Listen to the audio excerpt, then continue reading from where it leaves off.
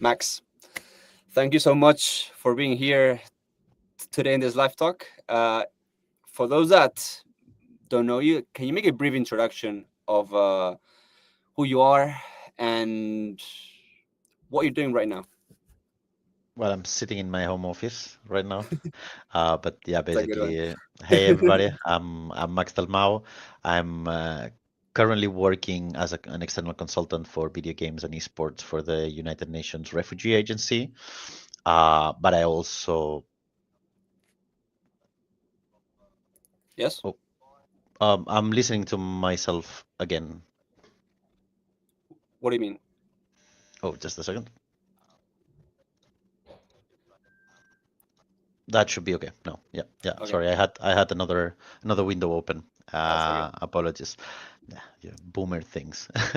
Anyway, yeah. So as I said, I'm currently working with United Nations, but I'm also involved in the masters in esports and gaming for ISDE, and also involved in multiple different initiatives that revolve around the ecosystem in esports and gaming, both in Catalonia, which is where I'm originally from, but also internationally speaking. Um, I come from a background where I started working in the toy industry, and from the toy industry, I went into the video game industry. And from then on, I specialized in esports. I used to own my own team, which was Wizards Club. For 7 years, we were competing both nationally and internationally, gathered some successes, hit some highs, hit some lows as well, obviously. And then in 2023, we decided to stop pursuing that goal. But I think all the learnings were what made me into the professional I am today. But also in parallel to working at Wizards, I was always working directly with gaming talent. So I'm also well known in the industry for working with top gaming creators from the Spanish speaking community. Some of them are among the 10 largest creators nowadays. So I have a little bit of everything under my belt. Mhm. Maybe the only thing I'm not that well known for is specifically like the producing video game side of things, right? I'm more in the on the marketing and on the sales cycles and on the uh, communication revolving video games or video gaming at all. I mean, that's a Mhm. pretty long, CV. So Yeah, I whenever I try to do it, it's always hard to put it in 2 pages, So yeah, I try to we keep got it short, but it yeah, becomes harder and harder. we have Paul Rosario in, in the chat. Max Yeah, has made I told. esports 11 yards than me, played hours at league. Well, welcome, Paul Rosario. Welcome, Paul. So, regarding Wizards, um, how is it? Out of curiosity, like how is it different to start esport team back then that it is Mhm. now in terms of resources, the whole like ecosystem of stakeholders being more knowledgeable? How's it different? Mm. I think back then it was an open field for most of us, to be honest. Like Mhm. I've always said that, and I keep saying that to my students whenever I have the chance. Um, I wouldn't have made it as far as I did if I had to start today.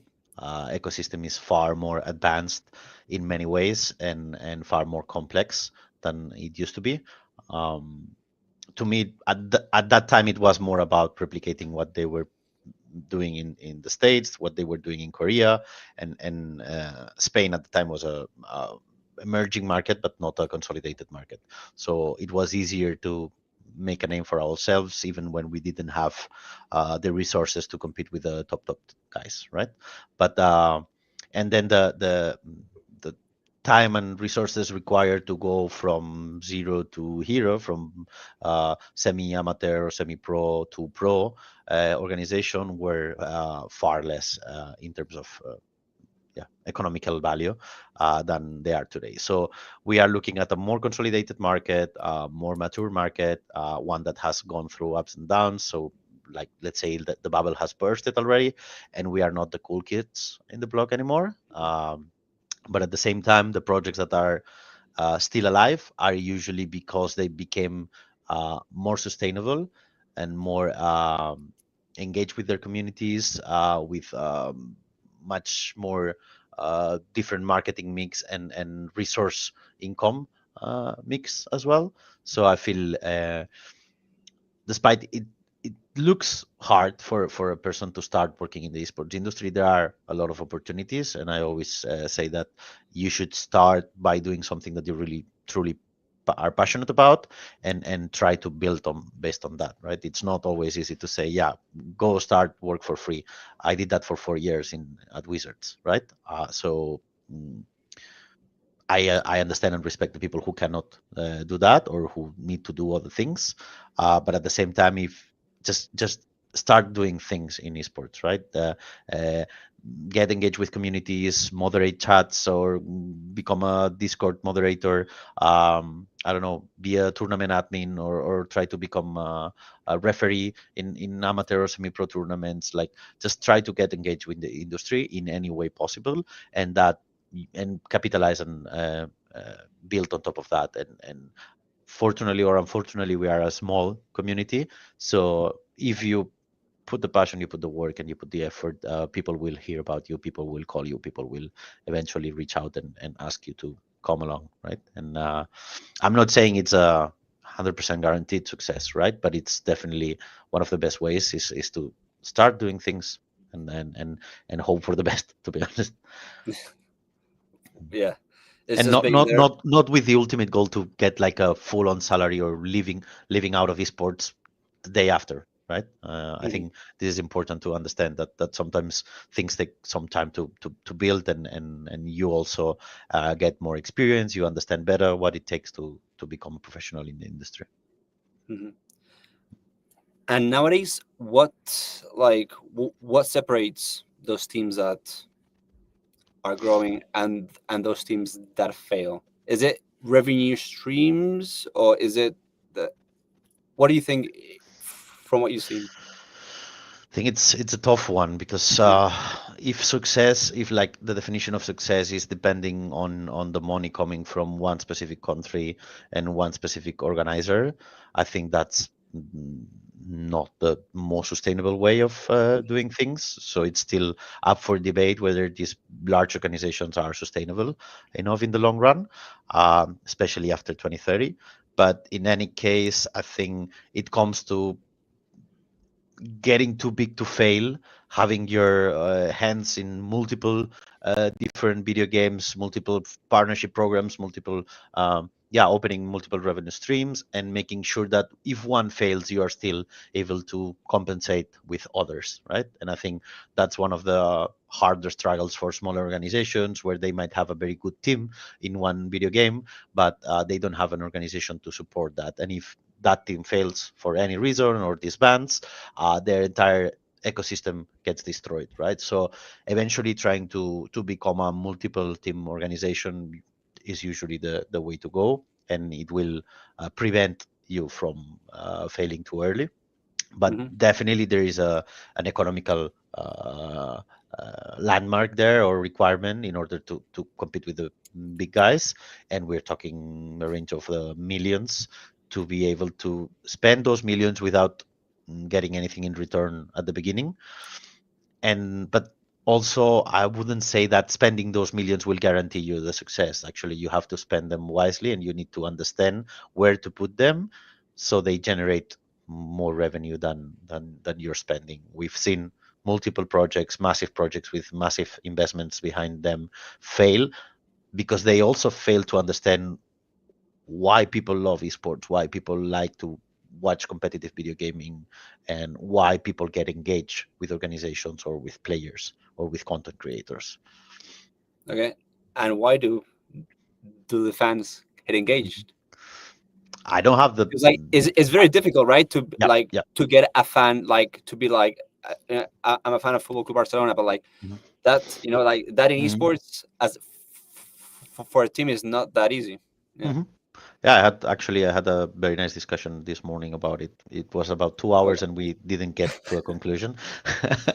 But I have some ideas that might be picked up by people, which is first of all, you need to construct or to create a narrative that is understandable, believable, Mhm. and that people can feel of uh, can have a feeling of or sense of belonging to something greater than just a team playing, right? So Mhm. you need to create that epicness, if you want to say it, uh, where people feel that by supporting the team that is playing either League of Legends, Counter, whatever, um, they are supporting something greater. They are supporting certain values, a certain way of doing things, a certain way of believing in things, a certain way of working towards a common goal. Obviously, these narratives of from zero to hero or the underdog are always super interesting in terms of getting people engaged. And we've seen that with the Mongols in Counter Strike, for instance, very recently, or but also capitalizing on the success of large content creators like we're seeing with Los Ratones nowadays. So I think there is not a single thing that works, but just a combination of listening to your fans, uh, building real value and bringing real value for them, where that is allowing them to live exclusive experiences, to play along with their beloved players or people who they are fans of, feeling that they are heard and that they are taken into account when making decisions. It's a combination of it's a multifactorial approach, and I think um, not a single one of them will single-handedly carry you through the ecosystem, but uh, but you should pay attention to multiple routes in that regard. And I don't have the magical formula. I'm sorry to say it, but I think you need to be very smart in terms of how you uh, communicate to your fans in order to keep them engaged, because I'm seeing this in certain teams like from the first generation. They are capitalizing now on fans they built 5 or 10 years ago, and people still want to be part of those organizations because they were fans 10 years ago or 5 years ago. Yeah. Yeah. Yeah. um, I'm not that sure that they are doing the right things to have fans in 5 years time or 10 years time. I'm failing to see them do the same good work at creating newer fans for no for other generations. So you're saying that they don't think like more like I they don't think plan it's to really stay hard long to term. stay relevant for a long period of time, right? Yeah. And Yeah. sometimes if you get too big, your efforts get too widespread, and therefore you are not able to keep on building on that in that regard, or people have the feeling that they are becoming more and more disconnected towards what you're doing. Yeah. Mhm. Okay. And if I was a student, let's say Yeah. bachelor's or master's, from Hmm. your personal perspective, Hmm. would you focus on scouting that competitive team and getting one or two sponsors, Hmm. or would you first focus on building that community, finding ways to monetize, and eventually start building the team to a more competitive team? Like, what approach would you take? Is there a right or wrong approach to take? No, no, I don't think there is a wrong approach. I think uh, sometimes good teams naturally happen. Sometimes uh, you might not have a lot of expectations for a team, and then you get surprised. In the end, this is competition, right? It's not a sport, please and thank you, but it's definitely a competition, and it's definitely uh, something that is still not 100% defined on how it's going to pan out and how Hmm. people are going to perform in situations where there is a lot of pressure. So being the underdog at some point might play in your favor as well, or being the favorite might play against yourself, right? Hmm. So I think in general terms, you should focus maybe more on creating a community, people that will support you no matter what, because eventually competitive struggles will happen. Like no team is good forever, right? So Hmm. I think if you are able to create that community, you will survive periods where you are not performing as good as you were uh, expecting to. And at the same time, one of the best ways to create community is to have a high performing team or some or a championship winning team, right? Yeah. That clearly is one of the things that contribute more towards your newer fan generation. Mhm. Right. Right. Also, I see in the comment section here, Paul, Max is right. The more you grow, the easier it is to widespread and Too much. Hmm. too much, and there's a loss in engagement. Yeah, always keeping your focus. Hmm. Know like your main or two main revenue streams, and yeah, yeah, that's what we try Hmm. at this portion at, at least to. And going now to like, because I want to touch also in education. Hmm. Uh, First of all, what made you join as the director of the program in Hmm. ISDE? Well, I joined as a professor first. Oh, professor. Uh, Okay. Other person was doing the director's functions, and I have to congratulate him because he did a really good job at creating the basis of what an esports program should be. Um, so I came on something that was already built somewhat, but Hmm. I brought maybe a different perspective or a different vision on which topics should get covered, mm, how to structure the education in the form or shape of a narrative where you start from the beginning and eventually get lead into higher or more complex topics, while at the same time kind of guiding you or trying to help you decide where you want to fit in all of this, because obviously when we are looking at when we talk about esports, this is a very generalistic terminology that we're what we are using, but in reality we are speaking about 100 different communities, about thousands of different roles that you can play into it. So it's really hard for you to just select one, right? So the tendency is for students to come up and say, yeah, I want to do something related to product management or something related to marketing, but not really know exactly where do they fit Yeah. in all of it, and not really understanding where their key capabilities or skills will be better used. So I think um, we did a good job in the last few years to create that path and to make that path clear for all the students, and to have that sense of that you started from a point, and when you finish the degree, you are at, I would like to say, like a really good professional that is capable of playing a specific role without losing the 360 vision that it's required for you to perform well in this industry. Because one of the things that I make the most effort into is trying to make people understand that you cannot base your decisions or think that you understand esports if you only look at what the newspapers are saying, right?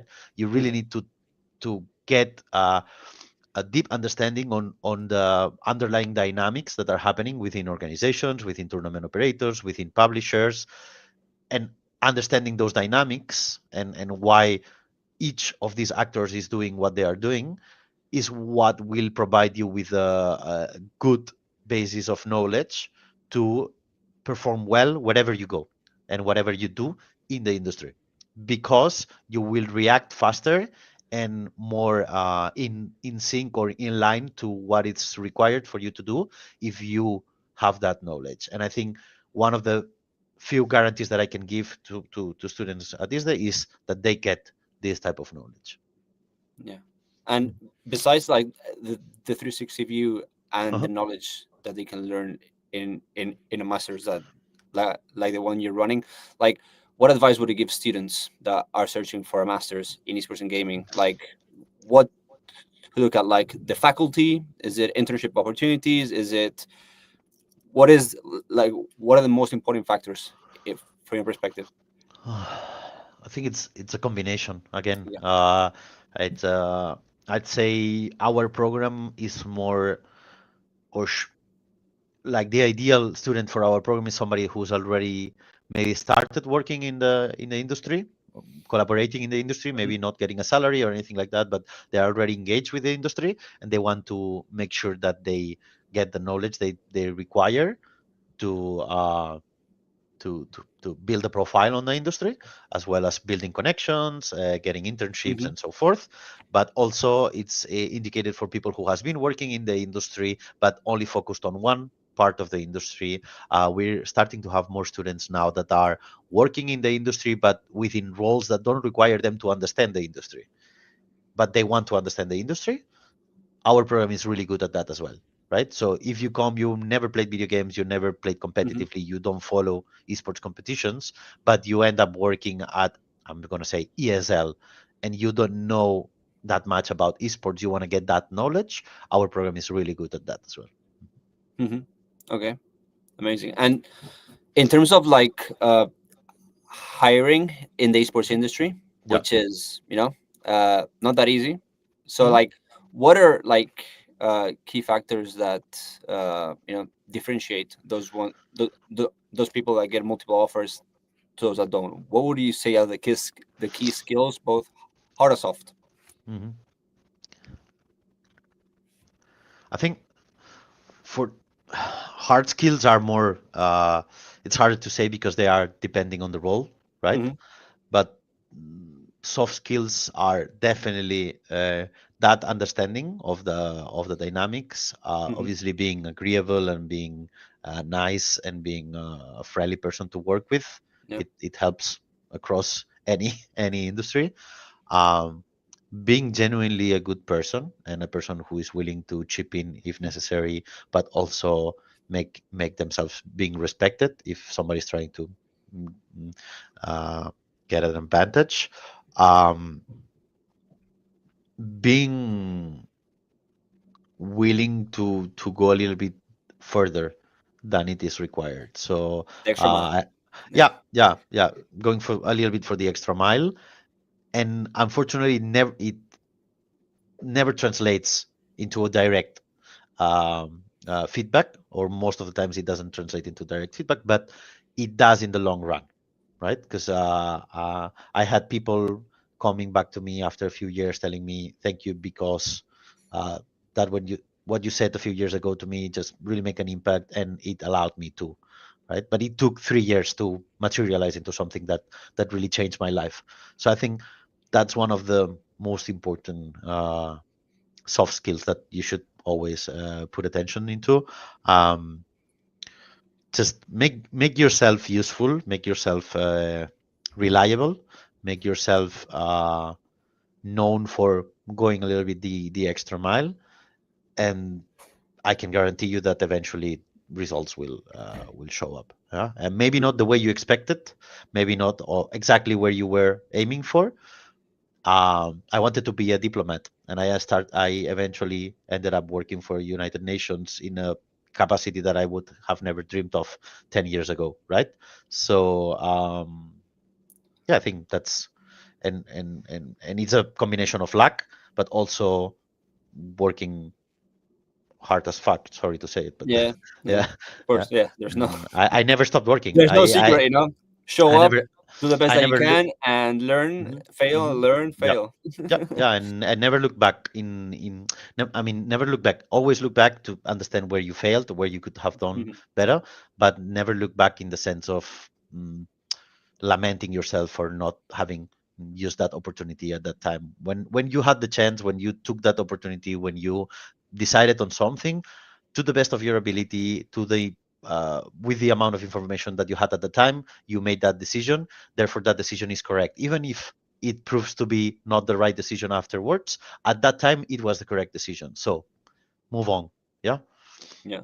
Amazing. Amazing. Mhm, And like, for those students that like get a knowledge of a 360, mhm, but are still a bit unsure mhm, about what route to get in the industry, what is, from what you've seen, 2026 or 2027, what are like the tendencies of like areas of like more growth Hmm. in esports and gaming Mm. for those students to be like, okay, let me try that.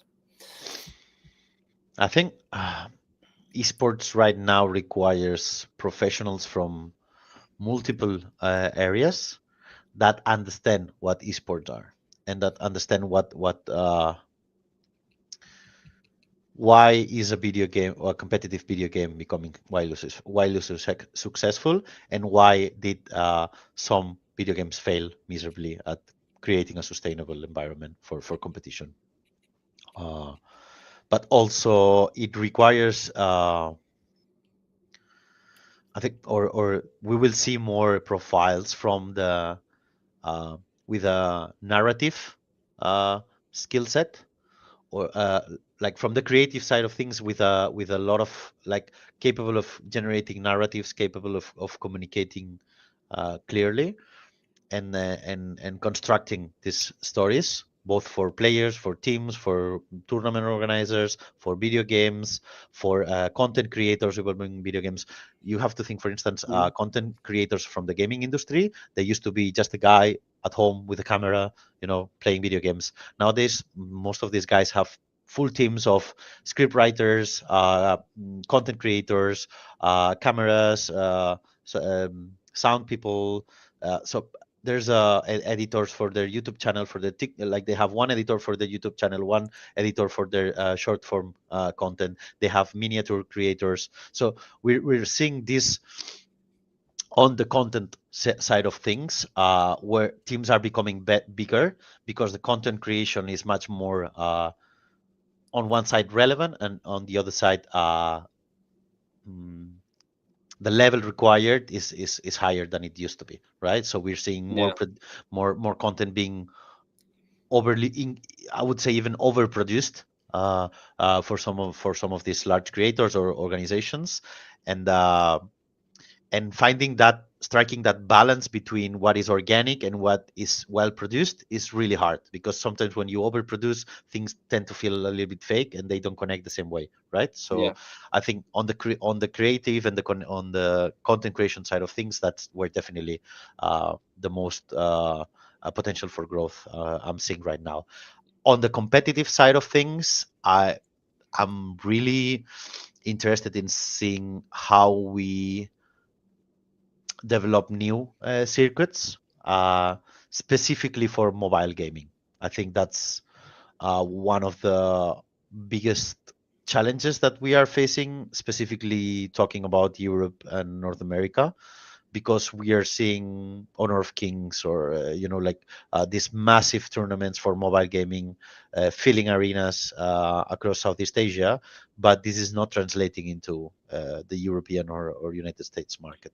So, and these are obviously, or Latin American as well. So it's hard for me to envision how it will look like, but I think there needs to be people who understand what it takes to build a successful and a working uh, professional circuit for video hmm games, and I believe the potential for that mobile gaming is clearly one of the largest pools of new talent attraction or retention for new professionals, right? Because um, PC console gaming is very stale at the moment, or like the potential for growth is not there at the moment unless things change, and the Steam machine comes out for 500 packs and everything starts buying Steam machines. But otherwise, it's gonna be a tough one, and mobile gaming is growing globally, massive speeds. So more we're accessible. we're yeah, and we're looking at faster games, faster engagement, but also shorter lifespans. So you need to be able to adapt and to react quickly, to keep updating the content, and this comes from the publisher side. But you need to keep updating that content, and you need to keep your game relevant. And we're seeing places like Supercell, where they failed but managed to readapt again, and people are playing Clash of Clans and Clash Royale again, right? And so, but it's not let's say like the usual. It's quite far from the usual. But also don't sleep on games that might seem not that relevant anymore and are coming back. Like Fortnite's new season is coming in really strong. I think like there are opportunities in across multiple titles and across multiple continents. It's just a matter of being there for when it happens, or being ready for when it happens. Um, Mhm.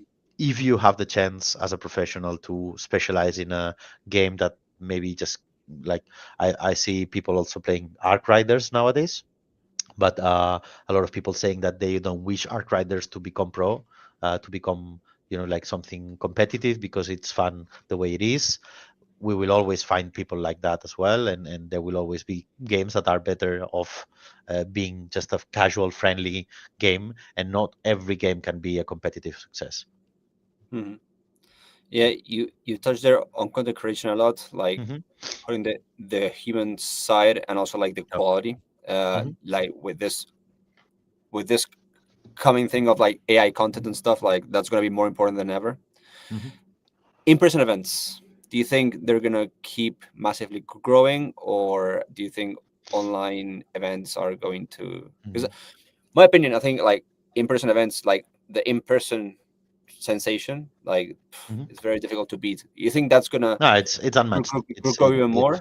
It's unmatched. Just as a side note to close out the previous topic when Yeah, you spoke about AI usage. AI yeah, usage is here to stay. Is going to be part of yeah. the every single process. And if you are not using AI in your daily life, you better start now, right? Mhm. Integrate it into your daily routines, integrate it into your workflows, make sure that you understand the tools that you're working with, and become yourself more productive just because you use it. Um, but keep that critical thinking, and also that's why I'm saying that these people who are capable of building storylines, narratives are well sought after. I think yesterday I was reading about read a lot, by the way. I think that's a good advice for everybody. I was reading an article talking about how they were able to create massive DDoS attacks using poetry, tricking the LLMs using poetry into triggering hacking attacks. Right?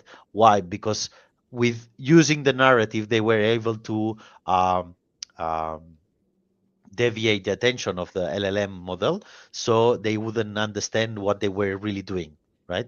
So the power of how you frame and how you communicate and how you word something is really truly like it's really powerful nowadays. And so make sure that you use it to your advantage, right? That's why I'm saying these type of profiles, if you are able and capable of creating stories and good narratives, I'm pretty sure you won't lack a job in the near future. Yeah, But on the other topic, and as we said, I think for me, live events are unmatched. Like that feeling, that energy is unmatched. I haven't said that here, but basically I fell in love with this when I went into Winter Extreme Masters Katowice.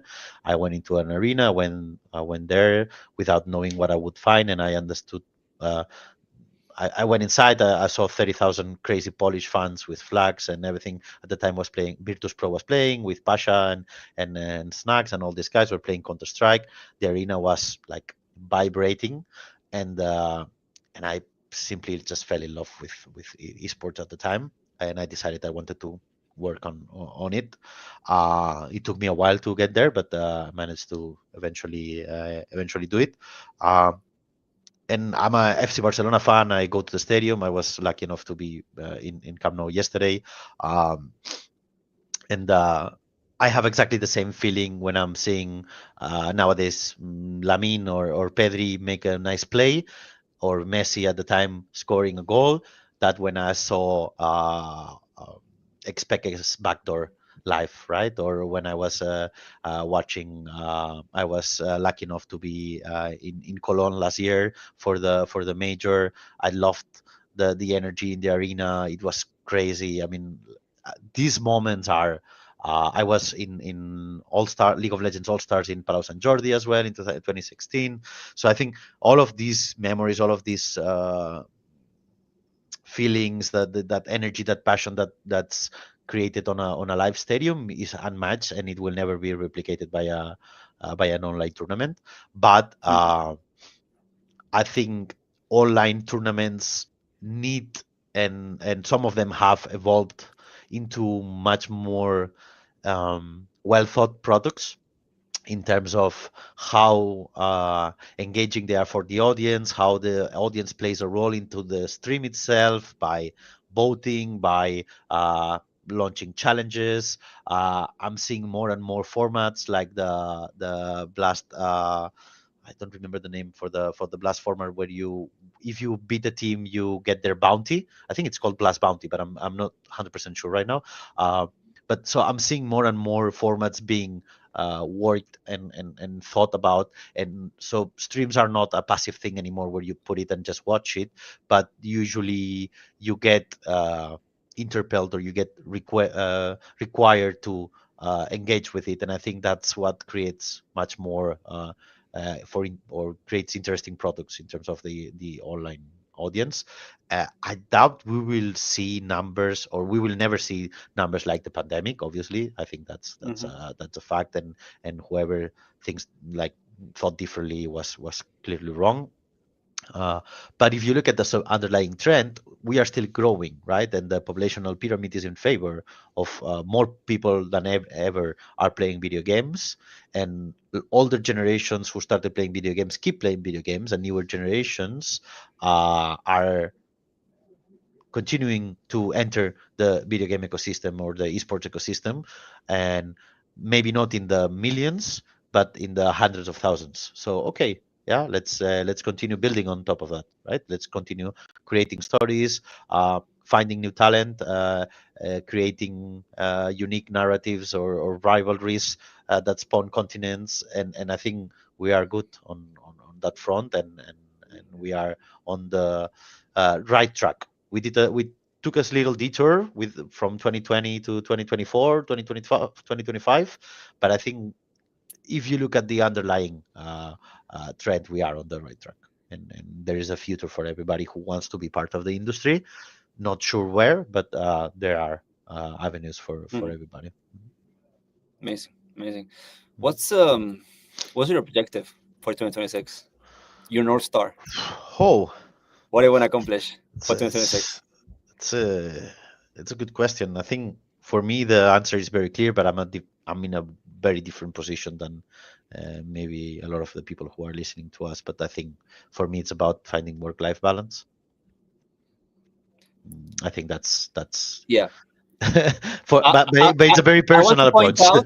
I want to point out for students, Yeah, like yeah, when you start, you need to grind. yeah, There's work yeah, yeah, yeah. balance and other morning routines you Mm, see from those millionaires and mm, billionaires mhm. doesn't work if you're starting and you need to put in the work. Yeah, yeah, yeah, But yeah, yeah. yeah, yeah. Um, I think for people to understand, I'm still answering messages at 1 a.m.